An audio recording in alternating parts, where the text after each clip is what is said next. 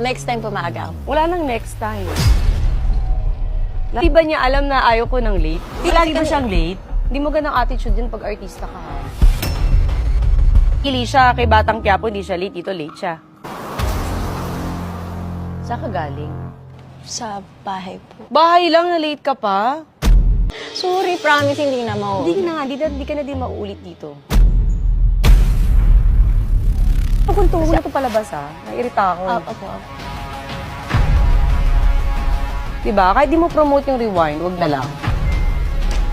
O ba't naiyak ka? Gawin mo magandang setup dito kasi nag-effort ako. Pumunta ako sa mall, di ba? Ang dami kong kailangan asikasuhin. Kasi naman paulan na. Jeff, cut mo na. Huwag niyo ilabas to Di ako natutuwa sa inyo. Ano to? Ikapasok ko na tayo sa loob. Pakairita. Sorry. Tapos ko effort ako. Yung mga anak ko dito naghihintay tapos ganyan yan.